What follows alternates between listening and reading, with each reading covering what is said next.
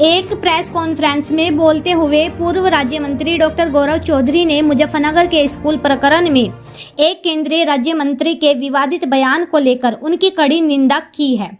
उन्होंने कहा है कि जब सरकार अपने नियमों का पालन नहीं करती तो फिर कानून क्यों बनाए जाते हैं।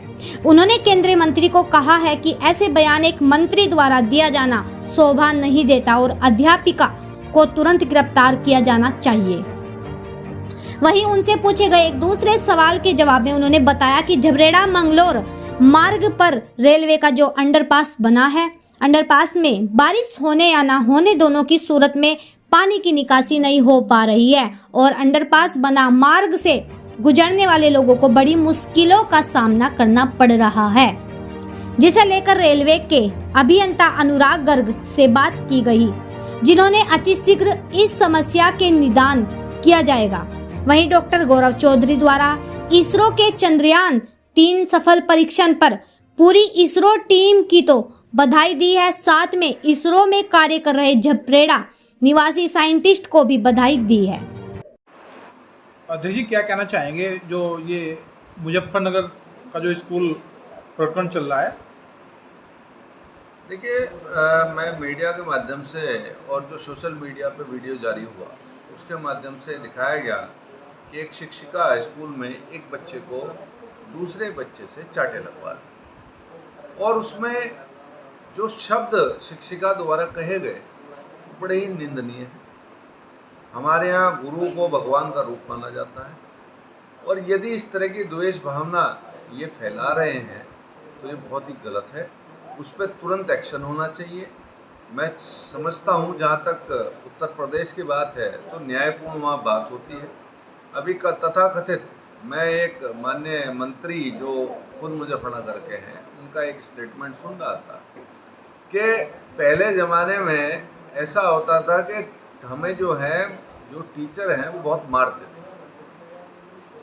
भाई, कानून के तहत से ऊपर नहीं है ना हम लोग। जो कानून ने हमारी सीमाएं बना रखी हैं, चाहे वो एक मंत्री के रूप में है चाहे शिक्षिका के रूप में है, हमें उसमें रहना पड़ेगा।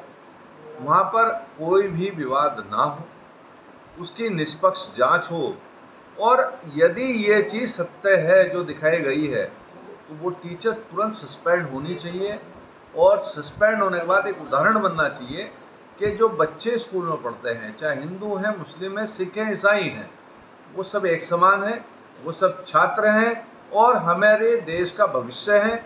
उस भविष्य को मिलेगी सरकार। केंद्रीय राज्य मंत्री के बयान को लेकर क्या कहेंगे? बहुत ही हास्यजनक बयान है। गंभीरता उनमें होनी चाहिए। हिंदू मुस्लिम की लड़ाई कौन कराते हैं मेरे से अच्छे वो जानते हैं। सद्भावना की बात करें, न्यायपूर्ण बात करें, एक जिम्मेदारी पद पे हैं, उस पद की प्रतिष्ठा एवं जो कसम उन्होंने खाई है उस पद के दौरान न्यायपूर्ण बात कर और न्याय दिलाएं। उसमें क्या सही है क्या गलत है ये चीज़ फाश करना माननीय मंत्री जी का कर्तव्य है और संविधान के अनुरूप उनकी काम करने की क्षमता है। अध्यक्ष जी, एक दूसरा सवाल दूसरे मुद्दे को लेकर, झबरेड़ा रेलवे लाइन का जो अंडरपास उसके जल भराव को लेकर है, बिना बारिश के भी उस पुल के नीचे से गुजरना बहुत कठिन है और बड़े बड़े जो भारी भरकम जो वाहन है वो तो निकल ही नहीं पा रहे। तो उस विषय में क्या कार्रवाई आप करेंगे, क्या कदम उठाना चाहेंगे? देखिए, रेलवे विभाग की बहुत बड़ी चूक है। पहले भी आप लोगों के माध्यम से जब ये हुआ जानकारी मुझे मिली जब बरसात में, तो मैंने खुद बात करी, वहाँ पर पंपिंग सेट ट्रैक्टरों के लगे और पानी निकला, लेकिन फिर भी रेलवे वालों का ध्यान वहाँ पर नहीं है। आज स्थिति यहाँ है कि वो तीनों ट्रैक बंद पड़े हैं। उनका बनाने का कोई फ़ायदा नहीं है। सबसे बड़ी बात यह है कि पहले क्या होता था, जब फाटक बनता था तो वहाँ एक आदमी की व्यवस्था होती थी।